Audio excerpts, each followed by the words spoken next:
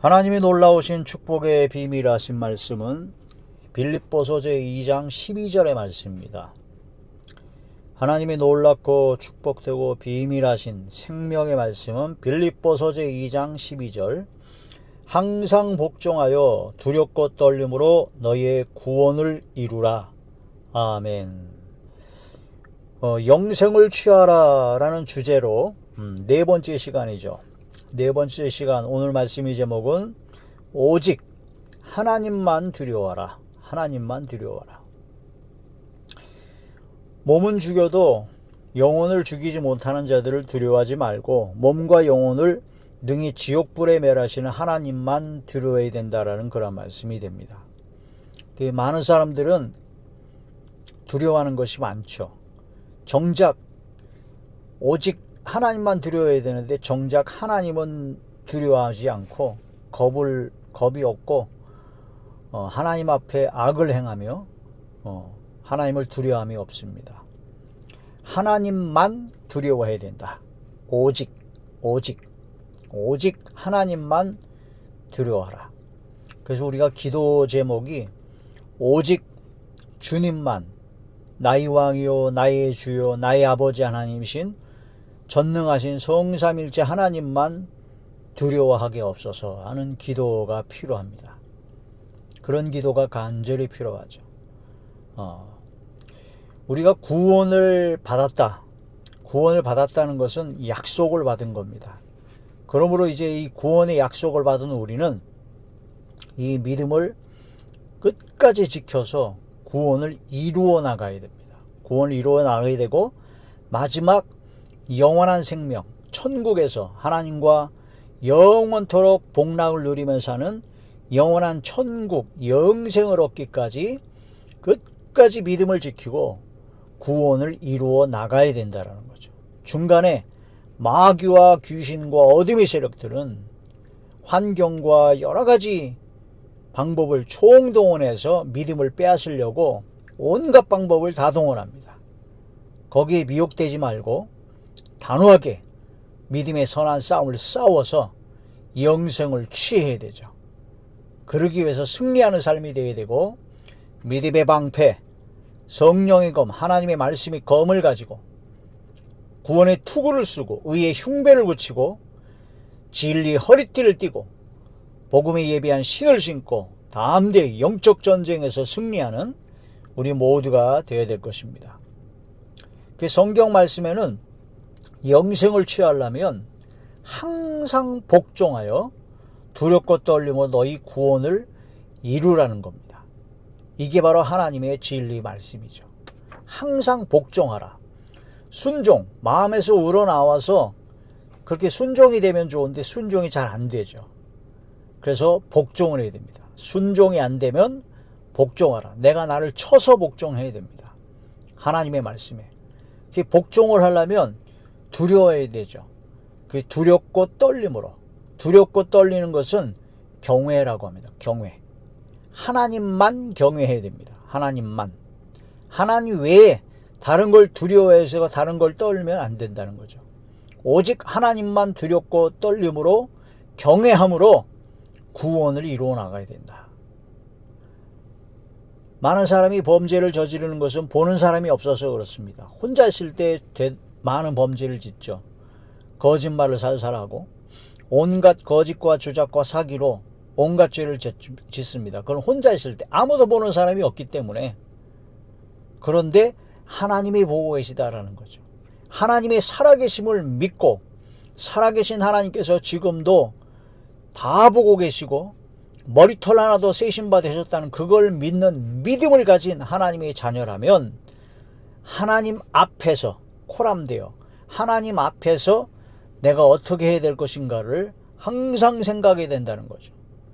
사람들은 겉으로 말이나 행동이 안 나오면 마음이나 생각을 잘 모릅니다.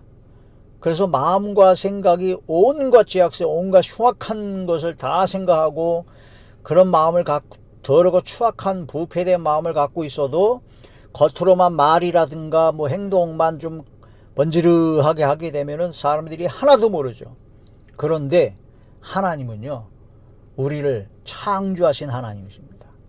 하나님은 우리의 마음의 중심, 마음과 생각과 모든 걸 다 알고 계세요.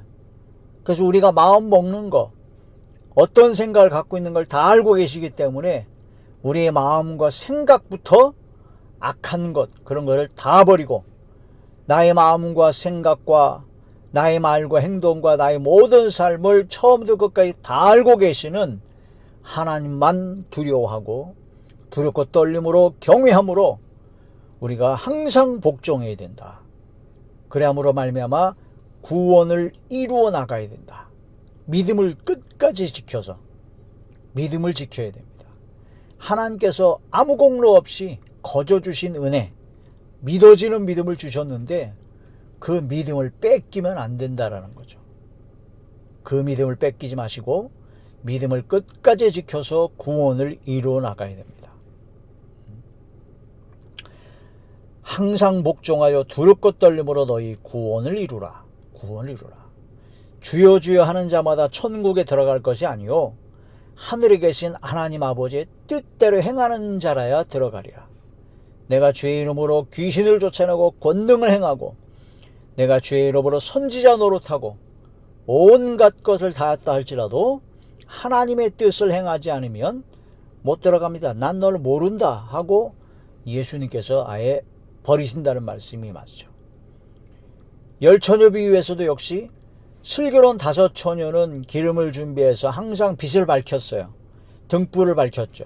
근데 미련한 처녀는 5처녀는 기름을 준비하지 못해서 기름이 없어서 떨어져서 불을 밝히지 못했습니다.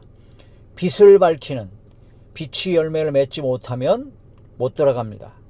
빛이 열매는 모든 착함과 의로움과 진실함이 있다고 했는데 이 빛이 열매를 맺는 것은 우리가 믿음으로 구원받아 하나님의 자녀가 되게 되면 하나님께서 성령을 주십니다. 성령 하나님께서 오셔서 성령의 충만함으로 빛이 열매를 맺게 되는 거죠. 성령의 기름이 떨어지면, 성령에 충만하지 않으면, 성령을 소멸해버리면 그렇게 되면은 위험하죠. 빛이 잃어갑니다. 성령의 역사가 아니고는 하나님의 말씀에 순종이 안 됩니다. 복종도 안 돼요. 아무것도 안 됩니다. 성령의 역사가 일어나기 위해서 아주 노력을 해야 되는데 성령의 역사는 거룩한 하나님의 영은 더러운 마음 가운데는 절대 못 오십니다.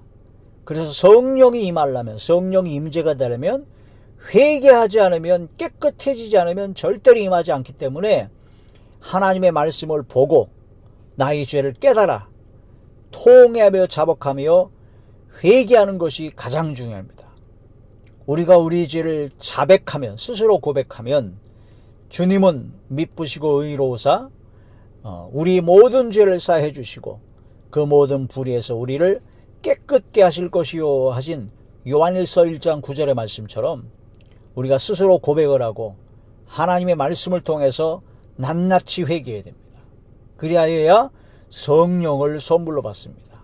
사도행전 2장에 보면 사도 베드로가 말씀을 전하고 하니까 마음에 찔려가지고 어떻게 하면 좋겠느냐 하니까 너희가 회개하여 세례를 받고 죄사함을 얻어라. 용서함을 받아라. 그러면 성령의 선물을 받게 될 것이다. 그러니까 우리가 회개하여 죄사함을 받아야 됩니다. 많은 사람이 회개를 착각하는 경우가 있어요. 내가 그냥 반성하듯이 그냥 한마디 읊조리고 눈물 콧물 좀 흘리고 나서 그러고 용서함 받았대. 아니 하나님께 용서함 받은 건지 안 받은 건지 확실하지 않으면서 자기가 다 받았대요. 저는 영화 밀양에 나온 그 장면 중에 충격적인 내용이 아주 충격을 받았습니다. 그 여주인공의 아들인 그를 학원을 보냈는데 그 학원 원장이라는 놈이 그 아들을 유괴해가지고 죽여버렸어요. 그래가지고 감옥에 들어갔는데 이 여주인공이 교회를 다니고 예수님을 믿었기 때문에 원수를 사랑하라, 용서하라는 그 말씀에 은혜를 받고 진짜 어렵게 진짜 용서해 주려고 용서하는 마음을 하나님께 갖고 하나님께 주신 마음으로 그 감옥에 찾아가서 그 살인자한테 이제 당신을 용서하겠다고 이렇게 하려고 그랬는데 그 감옥에 있는 그 놈을 만났는데 갑자기 그 사람이 자기는 이미 용서받았다는 거예요. 예?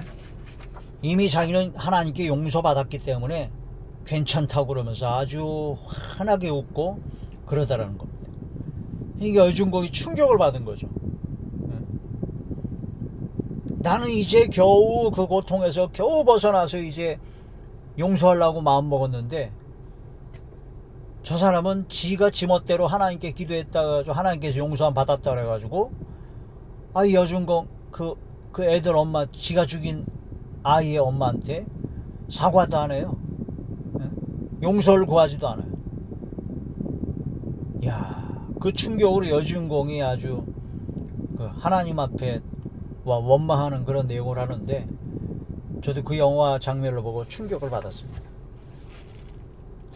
내가 과연 내가 하나님께 회개하면서 우리 그리스도인들이 회개하면서 저 살인범처럼 회개하는 건 아닐까? 하나님은 전혀 듣지도 않고 하나님은 전혀 응답도 없고 하나님은 전혀 용서하지도 않았는데 내가 스스로 내가 그냥 회개하고 내가 그냥 고백하고 내가 스스로 용서함 받았다고 착각하는 건 아닌지. 이게 무서운 겁니다. 회개했으면 하나님께 용서함을 받아야 됩니다. 하나님께 용서함을 받아야 돼요. 하나님께 용서함 받은 걸 어떻게 아냐고요? 알 때까지 기도하셔야 됩니다. 함부로 판단하면 안 됩니다. 한마디 잘못했다고 고백하고 눈물 콧물 흘렸다고 그게 회의가 다 됐다고 착각하면 위험하죠. 진심으로 하나님께 용서함을 받아야 된다라는 거. 또 어느 목사님 설교에서 충격적인 얘기를 하나 들었는데 두 아들이 있는 그 아버지가 그 두 아들을 데리고 먹고 살기가 너무 힘들고 막 빚도 있고 그래가지고 그 두 아들을 죽였어요. 두 아들을 죽여버리고 자기만 살았어요. 그게 붙잡혀가지고 아니 당신 두 아들을 죽여놓고 당신은 왜 살았냐? 그랬더니 하는 얘기가 자기는 예수님을 믿기 때문에 나는 스스로 죽일 수가 없어서 그렇다는 거예요. 왜 그러냐 그랬더니 자살하면 지옥 가니까. 자살하면 지옥 가는 걸 아는 사람이 자기 두 아들을 죽여버립니까? 아니 그럼 당신 두 아들은 왜 죽였냐 그랬더니 나는 두 아들을 죽인 살인죄는 내가 다시 회개하면 되지만 내가 나를 죽이는 자살은 내게 회개할 수가 없어서 나는 자살을 못했고 내 두 아들만 죽였다. 그건 내가 나중에 회개하면 된다고. 그 얘기를 듣고 제가 진짜 충격을 받았습니다. 하나님 앞에 내가 진짜 회개를 지금 제대로 하고 있는가? 회개하고 금방 하나님께 용서함 받고 내 마음대로 확신을 가지고 내 마음대로 함부로 판단하고 회개를 너무너무 쉽게 생각하고 회개하면 되니까 또 죄를 져야지. 회개하면 되니까 또 죄를 져도 괜찮겠지. 이러진 않았는지 진짜 너무 큰 충격을 받았습니다. 하나님 앞에 진짜 통회하고 자복하고 회개하고 그때부터 진짜 회개가 진짜 심각해지고 힘들어지더라고요. 진심으로 회개하고 하나님께 용서를 받는 것이 어떤 것인가를 아주 깊이 깨달아야 됩니다. 그러니까 항상 복종하여 두렵고 떨림으로 구원을 이루는 것이 얼마나 중요한 것인가를 깊이 깨달아야죠. 회개하여 용서함을 받아야 그래야지만이 성령을 선물로 받고 성령을 선물로 받아야 성령의 역사로 말미암아 빛이 열매를 맺고 회개에 합당한 열매를 맺을 수 있고 바로 거룩함에 이르는 열매를 맺어서 결국 마지막 영생 복락을 누리게 된다는 거죠. 이것을 깨닫지 못하면 큰일 납니다. 진실로 큰일 납니다. 하나님을 두려워해야 됩니다. 두렵고 떨림으로 항상 복종하여 구원을 이루어야 됩니다. 믿음으로 구원을 받았습니까? 구원을 받았다 확신한다면, 거저 주신 은혜의 믿음으로 구원을 받았다면 구원과 영생을 얻은 것을 빼앗기지 말아야 된다는 거죠. 항상 순종하고 복종하여 두렵고 떨림으로 구원과 영생을 이루어야 할 것입니다. 마귀는 우는 사자같이 삼킬 자를 찾고 있죠.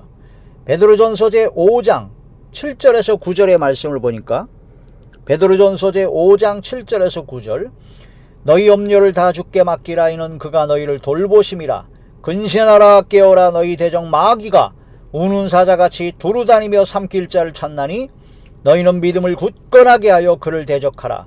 이는 세상에 있는 너희 형제들도 동일한 고난을 당하는 줄을 알미라. 마귀가 우는 사자같이 두루다니며 삼킬 자를 찾습니다. 뺏기지 말아야 됩니다. 고린도전서 9장 27절, 내가 내 몸을 쳐 복종하게 함은 내가 남에게 전파한 후에 자신이 도리어 버림을 당할까 두려워함이라. 그러므로 내가 내 몸을 쳐서 복종한, 사도 바울의 고백이에요. 예수님 옆에서 십자가 형벌을 받았던 한편 강도는 예수님을 인정하고 자신의 죄를 회개하고 자신의 영혼을 주님께 맡겼을 때 주님의 은혜로 구원을 받았습니다. 누가복음 23장 39절에 43절에 보니까, 달린 행악자 중 하나는 비방하여 이르되 네가 그리스도가 아니냐, 너와 우리를 구원하라 하되, 하나는 그 사람을 꾸짖어 이르되 네가 동일한 정죄를 받고서도 하나님을 두려워하지 아니하느냐.